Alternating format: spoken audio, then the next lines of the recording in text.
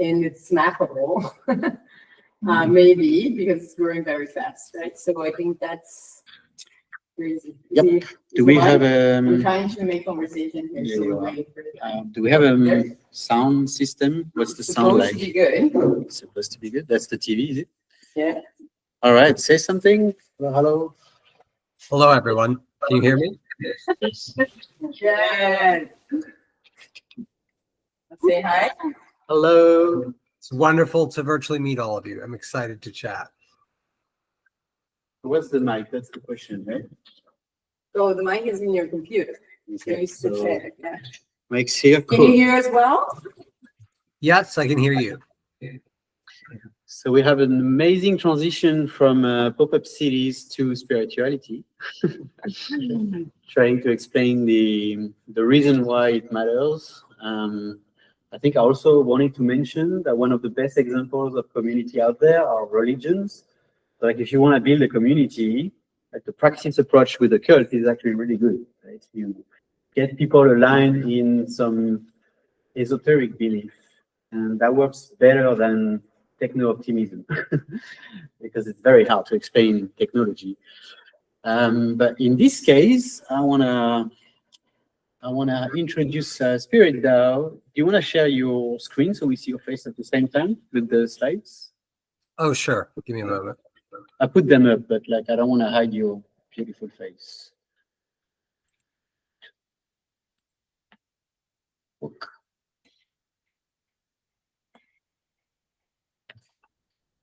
That's an old So photo. Ron, where are you based? Where are you at?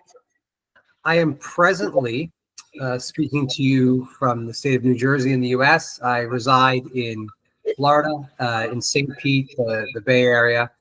But I'm just doing some traveling for some family stuff. But yeah, coming to you from the U.S. I really appreciate the opportunity to connect. Can you guys? Yeah, we can see your screen. If you can just make a presenter mode, like just, yeah, slideshow. It's the techniques. Awesome. So I'm seeing your slide with Roberto and Lee and Ron. Wonderful. Welcome to the city. Floor is all yours. Awesome. Well, so Eric, did you want to start, or you want me to just kind of dive in? Yeah, I mean, just explain everything, the usual. Yeah. So first and foremost, thank you all again for having me to kind of connect today. I'm really excited to kind of chat about this. Eric and I connected around Spirit DAO and kind of our efforts. So today we're going to kind of talk about where does value orientation, and we can kind of frame that within the context of spirituality, fit into the network state movement, fit into decentralized micro communities, and why I will argue today to you that it is an ideal kind of foundational approach. I'll talk about what I believe are the pitfalls and the struggles, as well as the ideal frameworks and how they can kind of help move this movement forward. Just a brief about me. Again, my name is Ron Rivers. I'm the author of a book titled Self-Actualization in the Age of Crisis, which is essentially a framework for what I'd label a non-religion religion, a spiritual orientation that we label as temporal naturalism. So it's a naturalistic spiritual philosophy, or you would say it's a secular spiritual philosophy. And this is really in aligned with two other kind of core academics, Roberto Mangueira-Unger, who's presently he's a Brazilian. He's presently teaches at Harvard. He's a Roscoe Pound Scholar of Law. Has written about 10 plus books on various subjects. Lee Smolin is a physicist, and who's done both Roberto and Lee Smolin have done a tremendous amount of work on the reality of time. And so what I have done in kind of my efforts with Spirit DAO is kind of how do we take this high level philosophy and actually give it a shape that is applicable, is able to be kind of embodied, but is able to kind of help proliferate a new kind of era of thinking and acting in the world to kind of meet the needs of the moment. Eric and I we're talking in just Discord. He laughed at someone asked like, well, why spirituality, right? So before we get into the kind of the weeds, let's talk briefly about like let's give spirituality a definition, because there's many people, many of us in the room, right? Spirituality is often inherited. Our parents were this way, so we either believe what they believe or they don't, and that's really the most common denominator of what any individual's religion is. I will argue for spirituality in the context of finding it as the relationship between the agental observer, the I, and the world around us. And what really makes spirituality relevant in this kind of context is it's the thing that deals with all things. It's how at home we feel in the world, based on the kind of institutions that we surround ourselves and how we orient with that. I'll talk briefly about some of the before we dive into like the alternative that we're kind of embodying, and we can kind of do it a number of ways, but I do want to talk briefly in the context of network states and talk about historically, like we've seen several attempts. There's been some failures, some successes, right? I think any attempt is a mixture of both, but ultimately we have to address part of the problem with just like the techno-optimist view is that I would make the argument to all of you today that money is a poor social glue. So in times of strife and challenge, products, money, exceptional, they're not enough. They're not enough to retain interest. They're not enough to retain effort when things get difficult. I think when we think about the modern network state movement, there is a lot of the kind of nomadic transient culture. I speak to you from embodiment of a point where I have a very long-term partner. I have a almost 5-year-old daughter. So transient, while I used to be more nomadic, is not really in the cards anymore. So when we think about how do we build institutions and these kind of network states that last, that have staying power beyond the newness, the attraction of like the kind of lifestyle, we have to kind of approach that from a vision of how do we ground a vision of an alternative. And to that, I would say, at the root of our various struggles, right? Because all of us are part of this movement in our own ways. It's very emergent.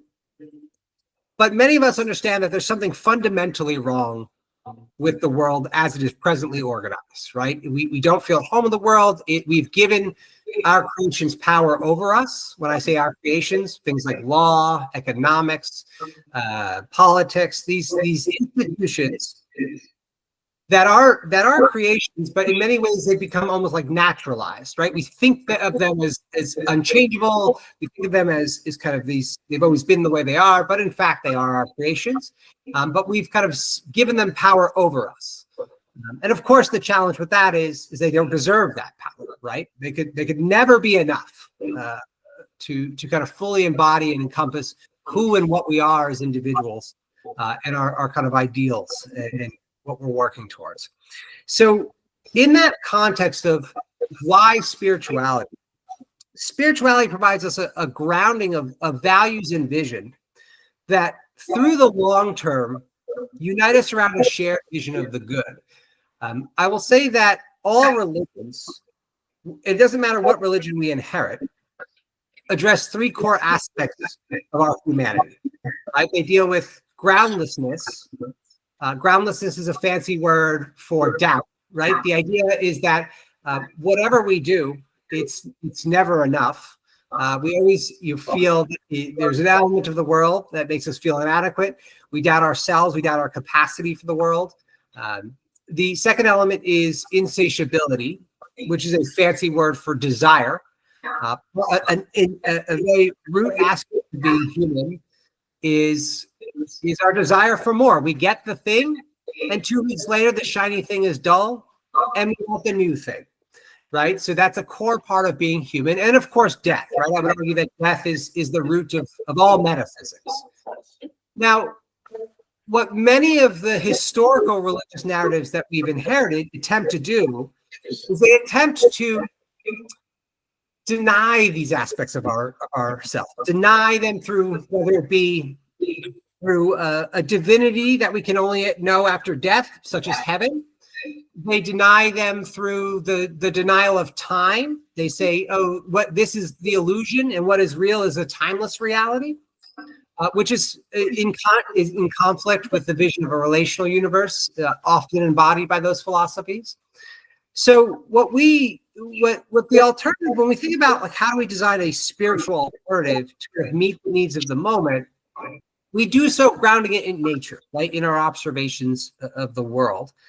And so in addressing all of these, the one thing that I really struggle with traditional religions and metaphysics in general. So temporal naturalism is a no metaphysic. That's why we call it a non-religion religion. It's based purely on observation. The problem with metaphysics in general is that they tell us the way the world must be. But the history of all human observation tells us that the universe has no form. Novelty is at the root, newness, right? We apply a certain perspective to it, and every single time that perspective is transformed over time into something new.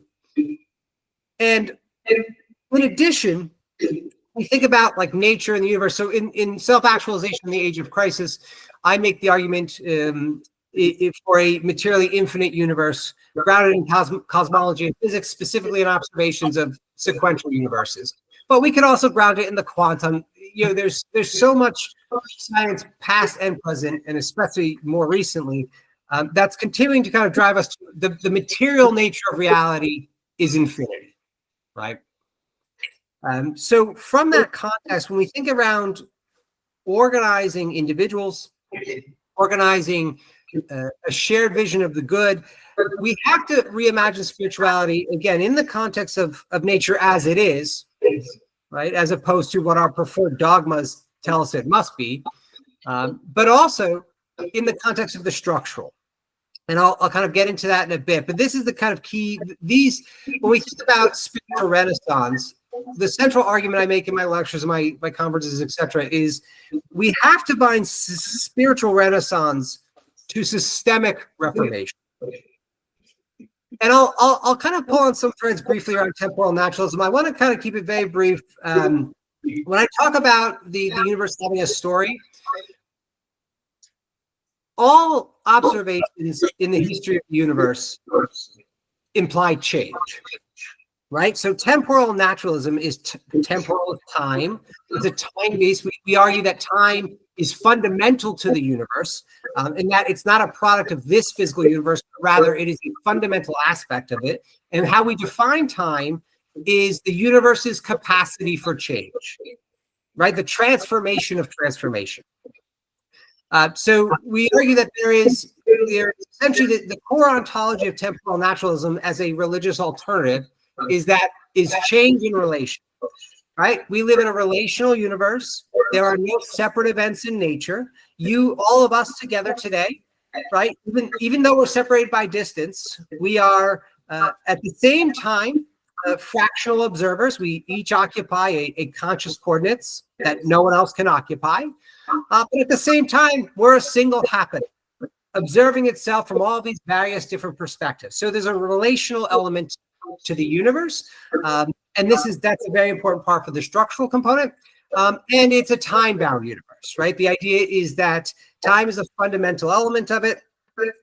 And that the denial of time, the idea that things, the less time-bound things are, the more real they are, again, is more of a metaphysic or a dogma than it is an actual observation of the universe. We know that since the Planck epoch, there is no such thing as a static law of nature. All of the laws of nature that we inherit and that presently govern this cooled down universe evolved over time. So change permeates all of our cosmology, permeates all of our kind of approach to observing the world. And it has a story. So it's kind of changed over time. I'll skip over this is kind of the arguments I make in the book. But when we think of how do we define a ground of spirituality in a time-bound relational universe, we recognize that our moral and material interests are inseparable. That is to say that each of us, the most important event in anyone's life today, and it's sad to say this in 2025 in this world of abundance, but it's really trapped abundance, right? Is birth lottery. Where we were born and who we were born to. I always talk, when I give these talks, I always feel so, it's always vital to kind of practice gratitude in the moment for all of us to have the capacity to be here. Because how many individuals in the world do not have the opportunity to kind of participate in this direction, this ideation, this imaginal work? So there's an immense amount of latent imagination that's kind of trapped in the world today. And the problem, of course, is that the inherited religious philosophies play a deep role in kind of keeping it trapped. Because ultimately, all religions, we all understand them as a spiritual orientation, but they're equally political orientations. They're a way of governing the relationships between people. So when we think about how do we reimagine this, well, we say, well, what does nature tell us? Nature tells us that we live in a materially infinite universe. Therefore, you and I are both within it as fractional observers, but also of it. Right? We possess an aspect of that infinity. And I make the argument that there are two observable infinities in the world. There are the universe itself and human imagination. And the idea between those two is that they're both recursive, they're infinite, they constantly generate the new. They can also only be defined by themselves. There's an element of the universe that's just so-ness, right? There's an element that we have to get comfortable with the fact that without confusing our desire to make sense of the world with the idea that everything we observe must make sense, because the latter is not accurate. So from there, temporal naturalism argues that we should redefine the self to more accurately represent individual actualization, which is the development of I, and systemic actualization, which is the development of we. And together they frame self-actualization. And the objective at its root is, how do we allow the individual, or I should say, how do we maximize the capacity for any individual participating in our network state, our network city, etc., to align those observable infinities, right? To align our imagination and the moment through the direction of our focus and energy, because that's when we're most alive, right? We're most godlike when we're in that creative flow state, when time seems to flow effortlessly, when we can create and bring the new into reality and transform the world. And I think that's another, when we think about the world, right? The only way we know things in the world is we understand them through understanding how they can be changed. And that's most of the work we do in any direction. We observe a scenario. Here we are, we inherit this moment, and we say, well, what must I transform to make it more aligned with my vision of the ideal? So temporal naturalism grounds itself in how do we create the most amount of people to align these observable things, to kind of participate in this imaginal agenda. We talked about, the relational universe already, talked about individual and systemic actualization. I'm going to kind of keep this high level, and we can kind of dive deeper. All of this is available at speardown.org. We develop a suite of core values to kind of align with change and a relational universe. The acronym is REFRAME Courage. And this is when we think about what Spirit DAO is kind of building this community. It provides us a context for, again, temporal naturalism doesn't ask you to worship anything. It doesn't ask you to be obedient to anything. What it asks you to do is ground yourself most fully in the moment. Because ultimately, I'll give a very high level overview of these core values. Relation is the belief and practice in a relational universe. Again, that there's no separate events in nature, that when I sit down with you, I recognize that you are a different aspect of myself, embodied, fully aware, fully conscious, obviously with a detailed and different chain of events kind of bring us to the moment, but no less valid. Equity is the belief and practice in fairness, both in our personal relationships, but also the systems we create. I think one of the biggest things we have to be careful with when it comes to the network state movement is ensuring that our creations do not intentionally or unintentionally subjugate other groups of people.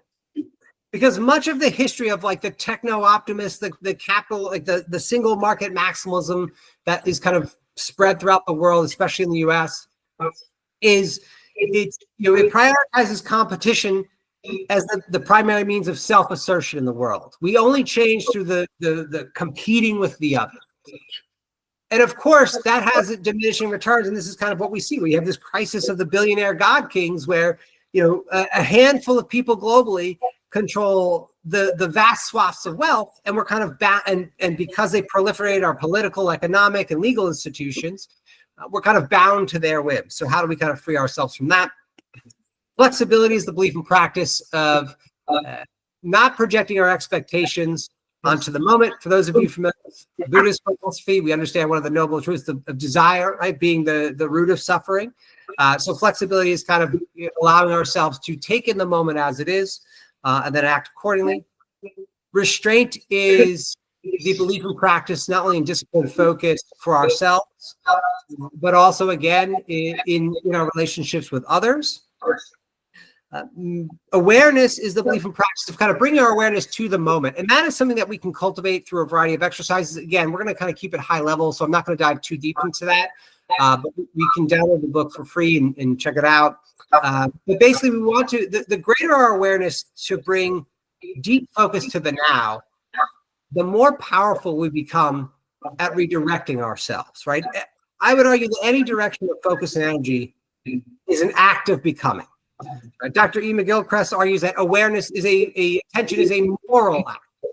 So the greater credence we give that framing, the more we understand the power that's kind of latent within any given moment, and the more aware we are of how we're directing that focus towards our vision of the ideal, the better we become at expressing it. Minimalism is the belief and practice of eliminating the unnecessary. Many of you, I imagine, if you're in the kind of network state movement, if you're in the nomadic space, you understand that when by detaching our values and our worth from things, we can be at home anywhere, right? The minimalist is at home anywhere. And that's the ideal. We want the individual who, when we think about the ideal individual, as we move forward into this world of agential AI, of rapid geopolitical shifts, the ideal individual is the person who can, at any given moment, become the individual necessary to most adequately meet the needs of the moment, to learn the thing, to apply it, and then when they need to, discard it and transform again. I make the argument that shape-shifting is the ideal. Enthusiasm is, of course, the belief and practice of joy, right? There's a lot of bad things happening in the world, but at the same time, this is the best time to be alive, and we should be thankful and practice gratitude for our capacity to do it. And then finally, courage. Courage is the belief and practice of exercising fearlessness in the face of the unknown. I think especially, in regards to this movement, there's a lot of unknowns, right? Here in the U.S., Spirit DAO is a 401c3 church. So we wrap ourselves as a nonprofit church, primarily because in the U.S., it is probably the most protected financial vehicle. It also gives you a tremendous amount of benefits, and we checked all the boxes.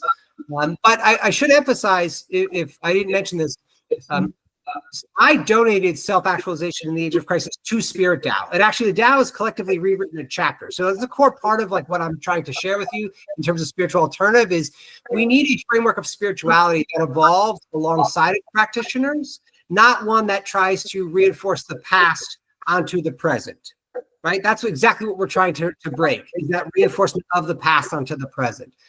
Because in many ways, that is what is stifling our capacity to transform.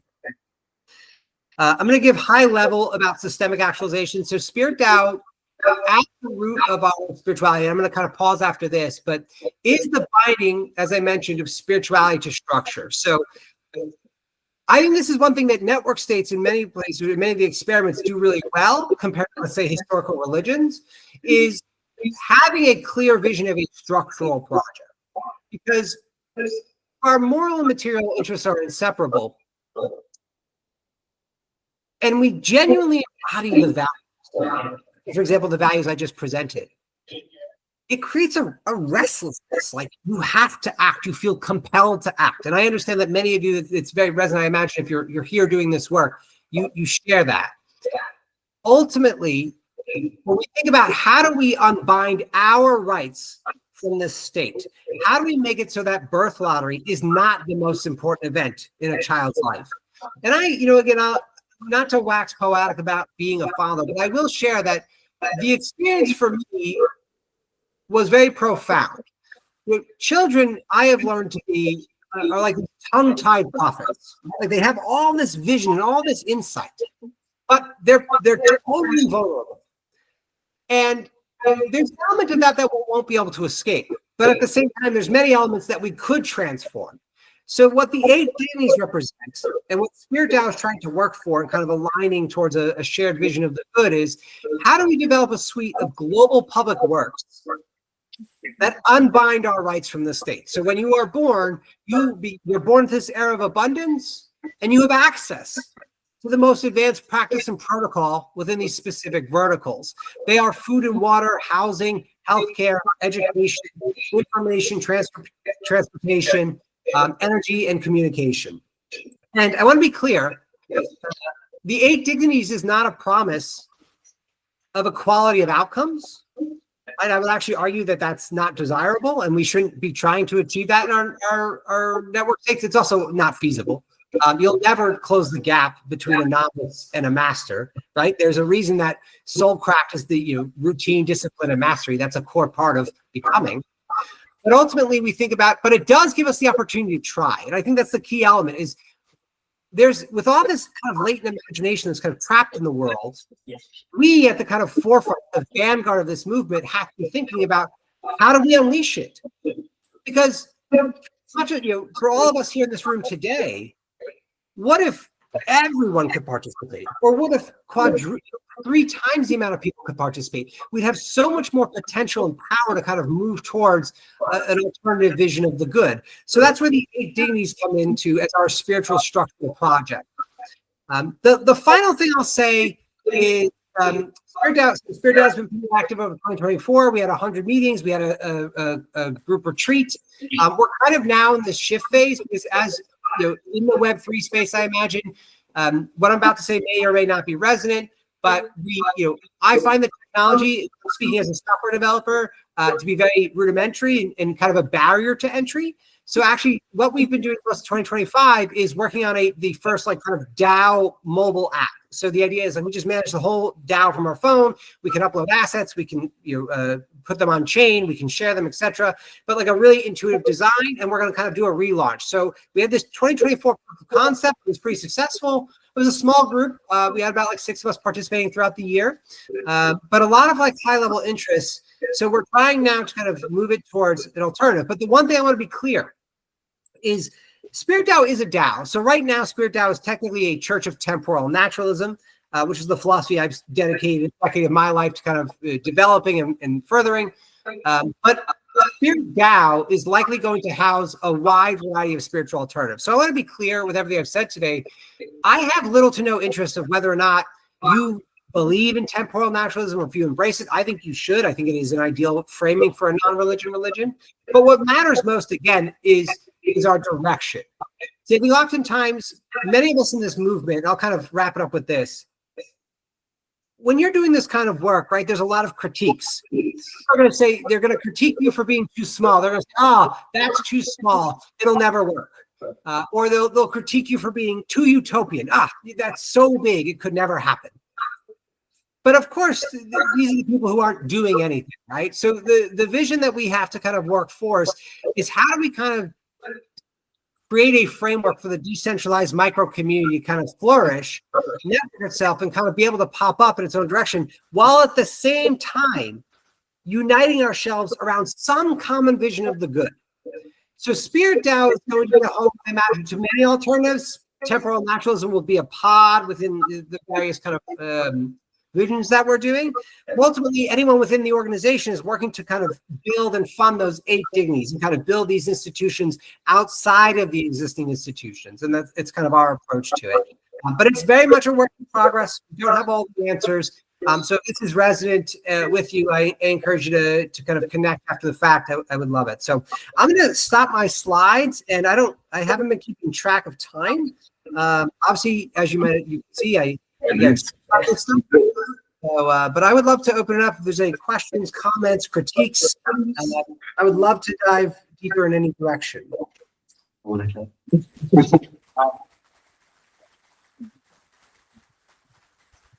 You can never explain that, but this is way too high level. I should have mentioned that some people are not native in English here, so maybe you should talk slower, but too late. I apologize. Let's get to questions. Anyone? Well, So how to coordinate all these micro environments, these people, visions, states. I mean, it is all very complex. The world is very complex. We have plenty of symbols, narratives going on.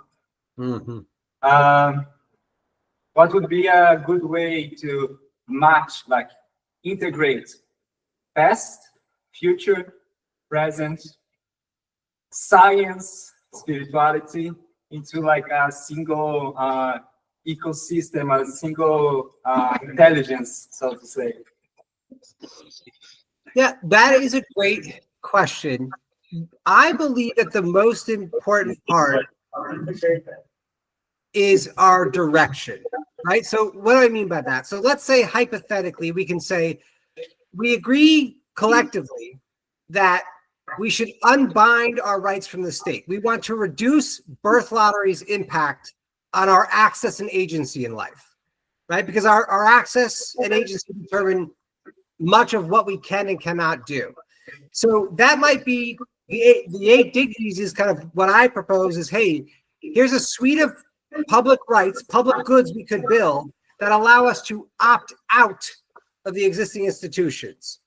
So in many ways, to your point, I don't think that there's an element of this is like that's kind of emergent and everyone wants to kind of do, I don't know if you would agree, but I have found that many of your people are very excited about their own vision, right? They have their own thing, they're building their own. So I always give this story, if anyone's familiar with the idea of Prometheus. Prometheus stole fire from the gods and he gave it to humans, right? This is the story of how, this is the Greek pantheon.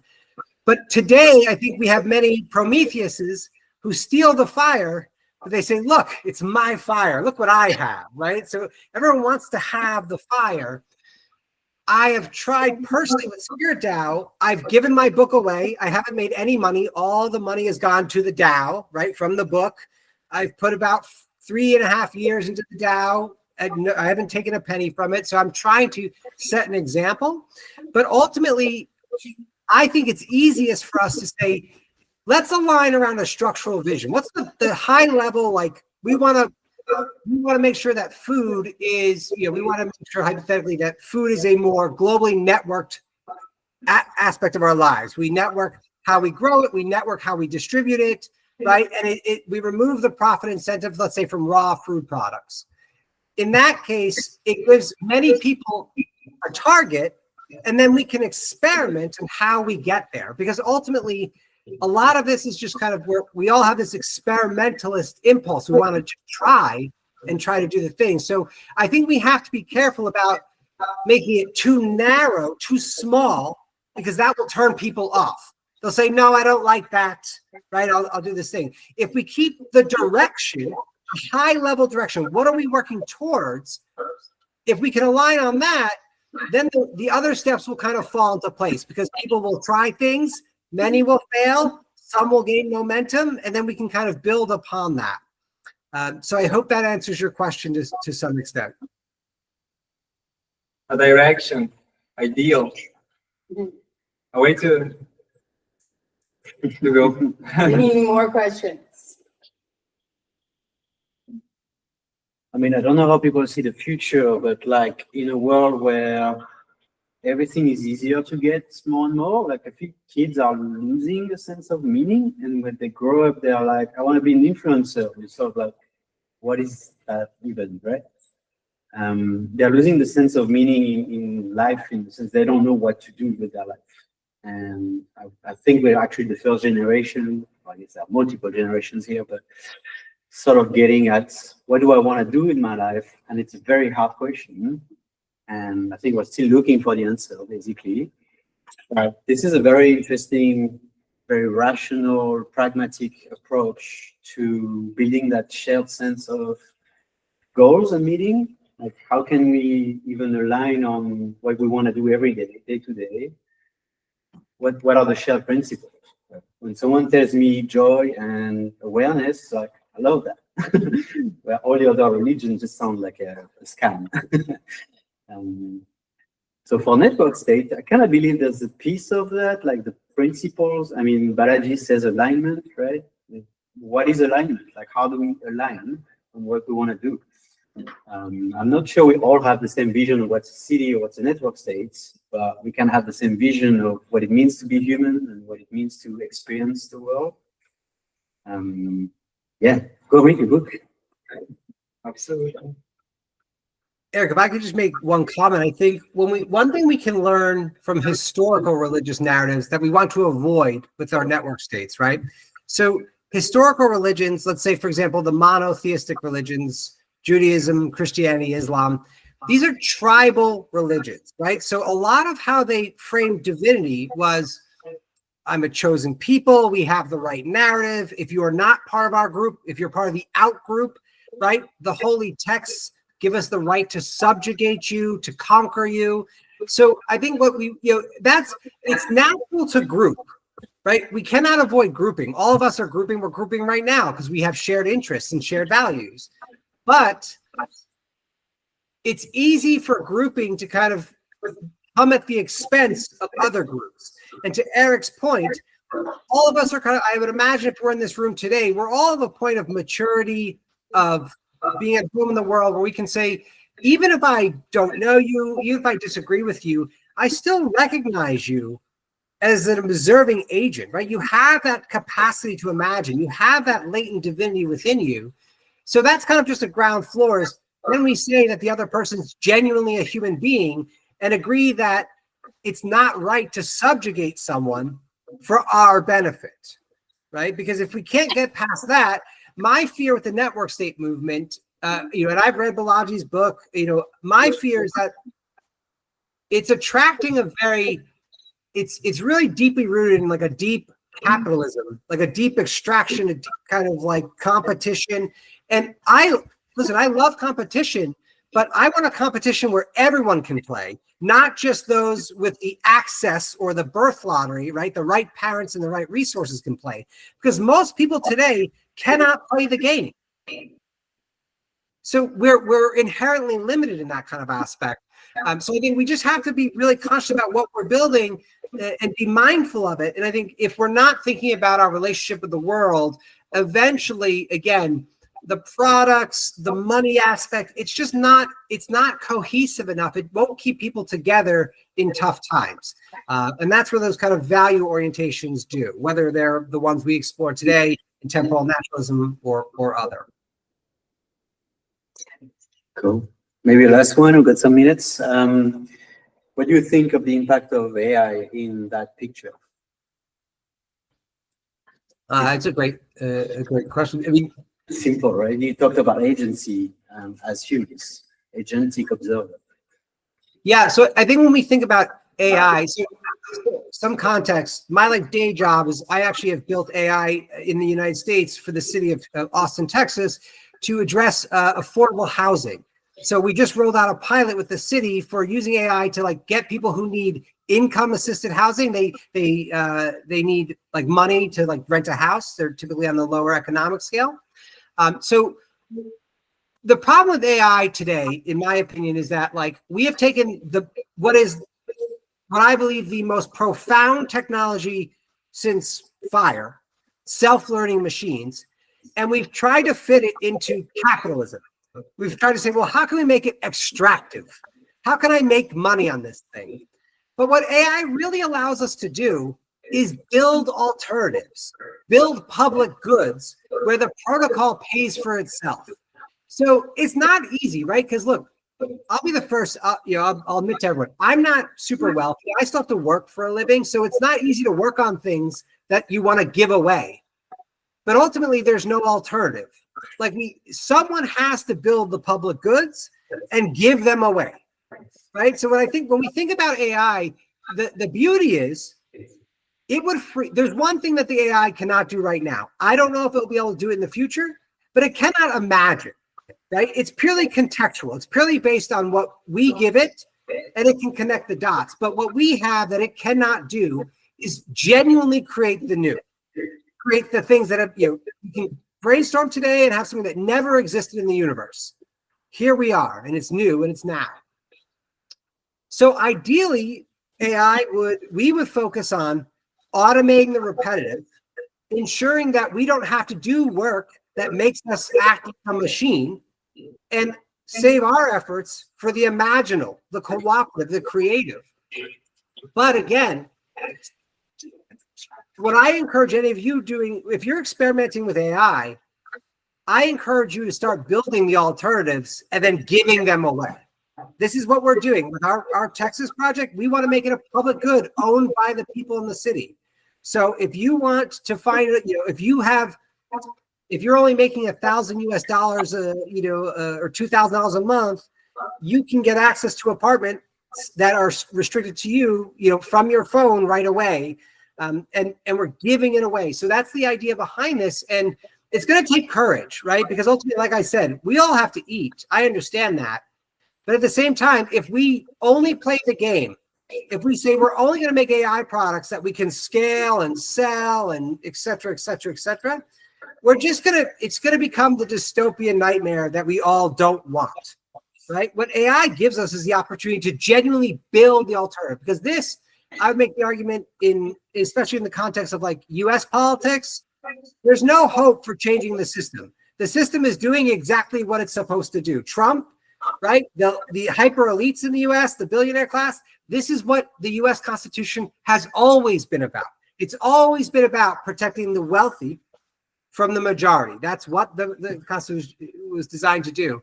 So we're not going to vote ourselves out of this problem. We must build the alternative that then becomes the attractor for people to opt out of the present system.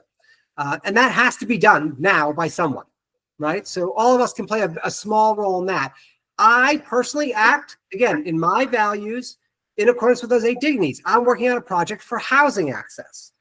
Anyone can take on any of these projects in their own way, but it does require us to do the work, right? There's no escaping that. Very cool. Nice. Let's build people. I will show you what we've done here. It's public, but yeah, open source app with ENS and EFP to build some apps for the community. Yeah, I'll show you later. I'm excited to see it. I just want to express my deep gratitude. Thank you all so much for making the time to spend with me. Obviously, I love this stuff. I love getting excited about it. I love the fact that you guys are doing this work. As someone who's building a crypto app himself, I understand how difficult it is, and I appreciate you guys kind of keeping on it and just having a vision, a greater vision of the world than what we inherit. So thank you all so much for just making the time to spend with me. Thanks for your time.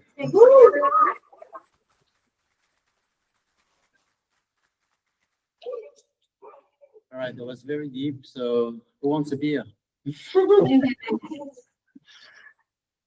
bad we can't offer you, Ron. Oh, I appreciate that.